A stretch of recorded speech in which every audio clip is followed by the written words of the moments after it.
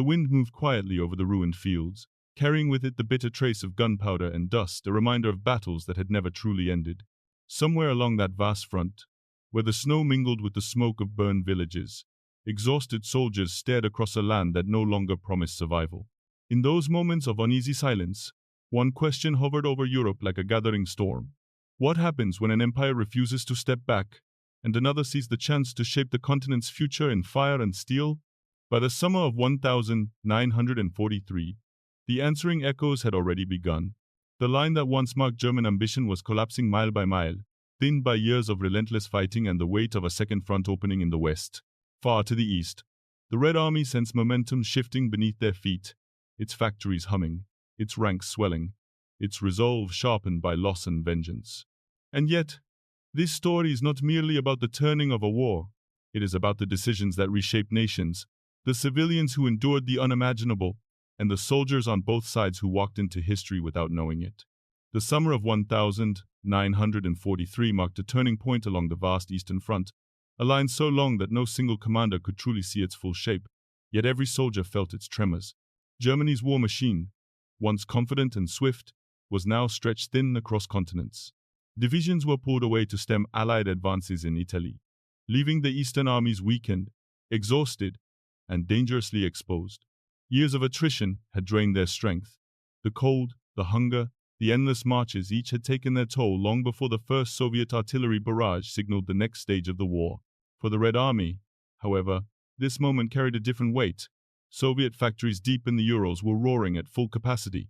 Trains rattled westward with tanks, ammunition, and fresh recruits.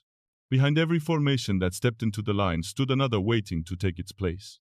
Stalin, watching the shifting tides with a calculating eye, saw not just an opportunity for military victory, but a chance to reclaim lands scorched by invasion, and to reshape the political destiny of Eastern Europe. The first blows fell on the cities of Orel and Belgorod. These were not merely tactical objectives, they were symbols of recovery, proof that the Red Army had regained the initiative after years of bitter defense. When Soviet troops raised their banners over the ruins, fireworks thundered across the night sky in Moscow. The celebration echoed Stalin's intentions as clearly as any speech. This was more than a counterattack. It was the beginning of a march westward.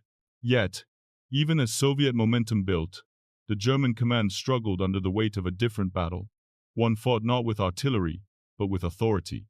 Field Marshal Erich von Manstein, seasoned and sharp, recognized the danger ahead. He urged a tactical withdrawal from the Kharkov-Kiev axis, knowing that preserving his forces might slow the Soviet advance. But Hitler, increasingly isolated and driven by ideological conviction, refused. To him, yielding land meant yielding destiny. He dismissed Manstein's warnings and ordered his armies to hold their positions at all costs. The consequences followed swiftly. German soldiers, entrenched but overstretched, braced against waves of Soviet armor and infantry. The T-34 seconds rolled forward in dense formations, their tracks grinding over the dry summer earth, their silhouettes rising like steel phantoms through the dust. What had once been a dynamic front hardened into a grinding contest of endurance, one that the Soviet Union, with its immense reserves, was far better prepared to fight. By late summer, the reality had become unmistakable. The Wehrmacht was no longer dictating the terms of battle. The retreat that Hitler refused to acknowledge had already begun, written in the collapsed defensive lines and the bodies left behind along the roads. The Red Army, strengthened by numbers and driven by vengeance, had seized the initiative. Its next steps would shape not only Ukraine and Russia, but the fate of the entire continent. Across the vast reaches of Ukraine, the war entered a new and unforgiving phase. The Dnieper, one of Europe's great rivers, had long served as a natural barrier, a defensive shield for any army retreating west. But in the autumn of 1943, it became something else entirely, a test of resolve measured in blood, courage, and the relentless rhythm of Soviet artillery. As German engineers destroyed bridge after bridge in their wake, the river widened with wreckage, turning into a dark, churning moat. Yet the Red Army pressed forward. Soviet commanders massed their forces with a precision that left the Germans guessing. Along hundreds of miles of shoreline, assault boats, rafts, and makeshift pontoons crept into the water under the cover of night. Floodlights cut through the darkness, illuminating entire regiments preparing for the crossing. Stalin offered the nation's highest honor to the first soldier who would reach the western bank, a symbolic gesture that captured the mood of a nation determined to reclaim its land. When the artillery finally opened fire, the earth shook. The river, once calm, erupted into plumes of water and shattered wood. Those who survived the crossing dug deep into the muddy western bank, fighting off counterattacks from German units trying desperately to hold the line. But the Wehrmacht no longer had the strength it once possessed. Its soldiers fought bravely, yet shortages of manpower, fuel, and ammunition reduced every stand to a delaying action. Behind them, as they retreated through Ukraine, scorched earth orders left towns in ruin. Factories were blown apart, rail lines twisted by explosives, and a great hydroelectric dam turned into rubble. Each blast a grim testament to how quickly an army could turn against the very land it once sought to control. Further south, the struggle sharpened in the Crimea. Here, the German High Command declared Sevastopol a fortress, commanding it be held to the last man. The city had already witnessed immense suffering earlier in the war. Now it faced another siege. When the Red Army struck in early 1944, its advance was swift and devastating. Within days, the outer defenses buckled. German and Romanian troops fled toward the sea, desperately hoping for evacuation. Tens of thousands escaped, but many more were left behind, trapped against the cliffs with no path to safety. When Soviet artillery began to fall, surrender became the only remaining choice. But perhaps nowhere was the emotional weight of the Soviet advance felt more deeply than in the north. Leningrad, once a symbol of endurance, starving yet unbroken, had survived nearly 900 days of siege. By early 1944, the German lines around the city finally cracked. A ferocious Soviet assault shattered the positions that had strangled Leningrad for over 2 years. As the blockade lifted, survivors gaunt, exhausted, yet unbowed stepped into the pale winter light. Nearly 1 million civilians had perished, but the city still breathed. Its resilience now stood as both a victory and a tragedy. These triumphs carried a momentum that no German counterattack could fully arrest. The Red Army was no longer fighting merely to survive. It was fighting to reclaim, to avenge, and increasingly, to shape the future that lay beyond its borders. The winter of 1944 exposed the full fragility of the German war effort. Snowfall settled over the Ukrainian plains, muffling the movement of retreating columns and the thunder of distant guns. Beneath that cold silence, the Wehrmacht was unraveling. Supplies ran thin. Horses, still the backbone of German logistics, faltered in the icy mud while Soviet trucks roared past in endless convoys, many of them built in American factories and shipped across the Arctic. Germany was fighting a modern war with the remains of an army designed for another era. The blow that followed was swift and merciless. Near the towns of Korsun and Cherkasy, Soviet armies executed a double encirclement with a precision reminiscent of Stalingrad. Some 60,000 German troops found themselves trapped in what history would name the Korsun pocket. But soldiers whispered another phrase, "Little Stalingrad." Artillery fire pounded the shrinking perimeter hour after hour. When the Germans finally attempted a breakout, they plunged into blizzards of Soviet machine gun fire. Cossack horsemen slashed into their flanks, while T-34 tanks carved through the frozen fields. By the time the smoke lifted, roughly half the encircled force was gone. The survivors who staggered back to friendly lines had left behind most of their heavy equipment and much of their hope. Even seasoned commanders began to confront the truth. Field Marshal Erich von Manstein pleaded repeatedly for permission to withdraw and consolidate his shattered forces. But Hitler, consumed by ideology and distrust, refused.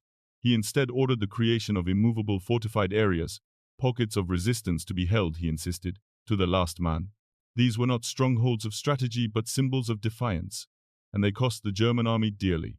At Kamianets-Podilsky, 20 divisions of panzers narrowly escaped annihilation only after a bitter argument between Hitler and Manstein, an argument that ended with the field marshal's dismissal. The consequences of stubbornness were felt across the south. Odessa was abandoned only because German troops ignored Hitler's orders and slipped away in darkness. Crimea collapsed. Sevastopol fell once more, its beaches littered with soldiers who had waited too long for rescue ships that never came. But while these losses were devastating, they were only a prelude. The true catastrophe arrived in the summer of 1944. Before dawn on June 22, 3 years to the day after Germany invaded the Soviet Union, the Red Army unleashed Operation Barbarossa. Along a 350-mile front in Belarus, more than 400 Soviet guns per mile opened fire. Forests shook, roads dissolved under torrents of shrapnel. Luftwaffe aircraft were almost nowhere to be seen. Most had been diverted to defend German cities from Allied bombing. Soviet armor and infantry surged forward through the smoke, smashing into positions held by an army already stretched to breaking. Within days, entire German corps disappeared. Vitebsk fell. Minsk followed. Over 300,000 Axis soldiers were killed, wounded, or taken prisoner, an event so overwhelming that it shattered the backbone of Germany's eastern forces. The road to Poland, the Baltics, and ultimately Berlin now lay open. Operation Barbarossa was not just a military triumph. It was the moment when the German Eastern Front ceased to be a front at all and became a long, desperate retreat toward a homeland already burning. Across the Atlantic, American strategists watched the collapse of the German Eastern Front with a mix of relief and unease. Every Soviet breakthrough brought the war closer to its end. Yet each mile the Red Army advanced also redrew the map of post-war Europe. The United States had committed enormous industrial might to defeating Germany, its bombers battering the Reich from the air, its factories supplying weapons and trucks that now powered Soviet mobility on the Eastern Front. But Washington also understood a deeper truth. The defeat of fascism would not automatically guarantee a peaceful or democratic Europe. One of the first signs of this tension came from the skies. The American and British bombing campaigns forced Hitler to divert hundreds of Luftwaffe aircraft from the east to defend German cities. This unintentional strategic alignment, Western air power, enabling Soviet ground dominance, shifted the balance decisively. On the battlefield, Soviet pilots soon outnumbered their German counterparts 5-1, giving the Red Army freedom to strike deep behind enemy lines. For American observers, this demonstrated not only the collapsing state of Nazi Germany but also the rising military power of the Soviet Union. The discovery of the Majdanek extermination camp near Lublin added another layer of complexity. Early Soviet reports described industrial-scale murder, but U.S. officials hesitated, wary of accepting claims filtered through wartime propaganda. When the truth became undeniable, the shock reinforced America's resolve to end the war swiftly. But it also raised questions about who would oversee justice in Eastern Europe, and under what political system that justice would be delivered. Nothing made these concerns more visible than the tragedy in Warsaw. As the Polish Home Army rose against German occupation, American leaders urged Soviet cooperation. Instead, the Red Army halted just south of the city, allowing the uprising to be crushed. To many in Washington, it was a stark warning.